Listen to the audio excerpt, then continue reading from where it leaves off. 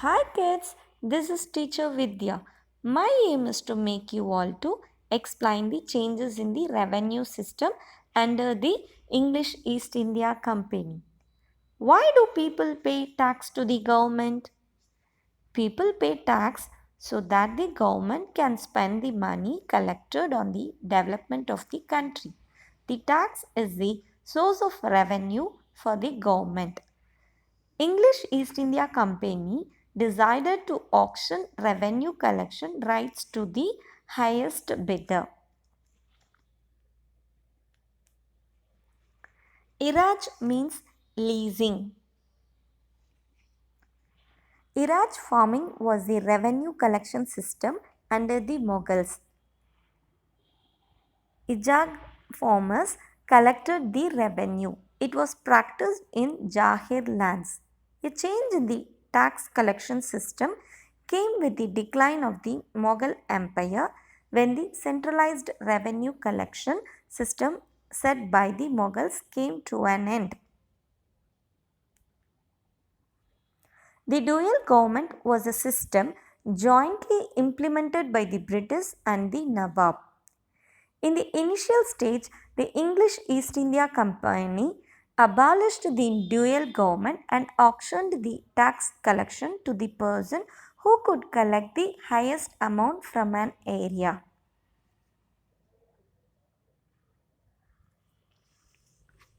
The English East India Company made the change as they needed money to buy goods at a cheap rate for export.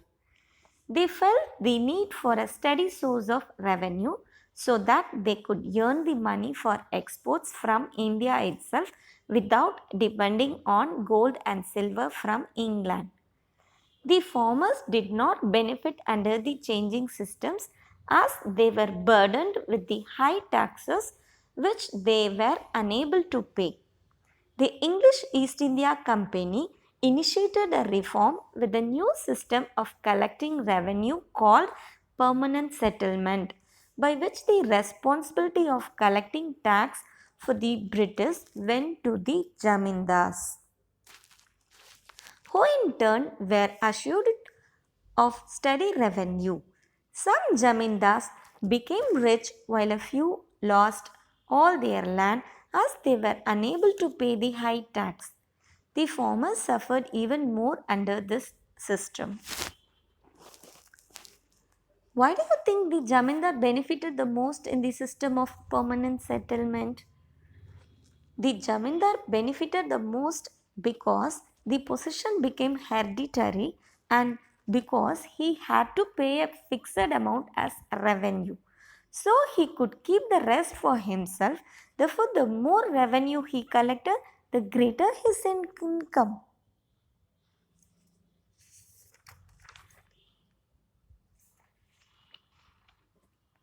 The Mahalwari system was introduced in the northwest provinces, including the Punjab, Delhi, parts of central India, and Uttar Pradesh. The Mahals at the village owned the land. The village headman collected the tax from the Mahals and paid it to the company. The Rayatwari system was introduced in South India in Madras and Bombay Presidency. The Rayat or the farmer owned the land and he paid the tax directly. The Mahalwari system and the Rayatwari system were introduced by the British. The peasants were badly affected in the Mahalwari system and often large areas of land passed into the hands of the moneylenders and merchants due to high revenue and unfair demand. The riots also had to pay revenue even when their produce was partially or wholly destroyed due to floods and droughts.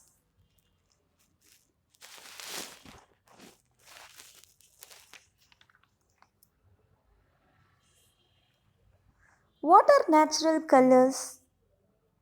Can you name any plants that give us natural colors? Natural colors are dyes usually extracted from plants like yellow from tissue, Palas flowers are turmeric, green from henna leaves. Indigo plants are used to make blue. Let us learn about the transformations in agriculture. Why was indigo called blue gold? Indigo was called blue gold because it was an excellent natural dye for textiles and a profitable commodity. It had a special property of being a color fast dye and was compatible with all types of natural fibers. The British wanted to grow indigo as it was in a great demand in England and hence they could sell it for a profit. Indigo was sold by the British traders for money or cash. Therefore, it was a cash crop. Rice is a food crop. The British imposed cash crop farming as it brought them profit and the raw material required by the industries in England.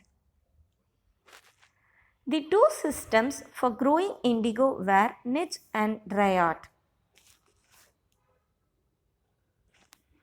Farmers were reluctant to grow indigo as they could no longer grow food crops like rice, which they needed for themselves, leading to severe food shortage. Cultivation of indigo required a lot of labor and the processing of indigo plants to make dye was a difficult and elaborate process.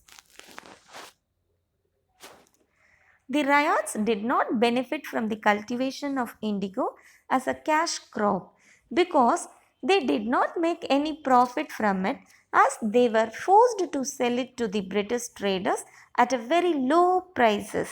Sometimes they also had to take loans from the money lenders.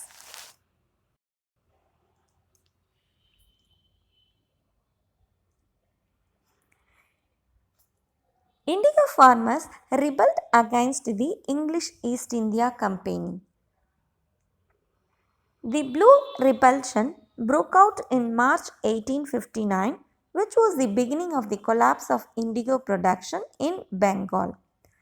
Farmers refused to grow any indigo and pay any further revenue. The indigo farmers succeeded in getting support from some of the local jamindars and village headmen.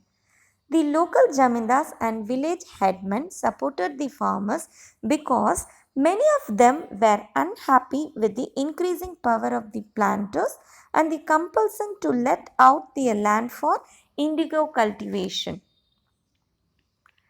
The company officials took immediate steps to stop further revolts in the indigo districts. The British government issued a notice stating farmers would not be compelled to accept indigo contracts anymore. An indigo commission set up to investigate the problem of the farmers. In November 1860, the commission recommended that the farmers should not be forced to grow indigo anymore and could also settle all disputes by legal means. Most of the British planters had started closing down factories and indigo cultivation was almost wiped out from Bengal by the end of 1860. Did indigo cultivation continue anywhere else in India? Yes, indigo continued to be cultivated in Bihar for some time. Thank you so much, kids.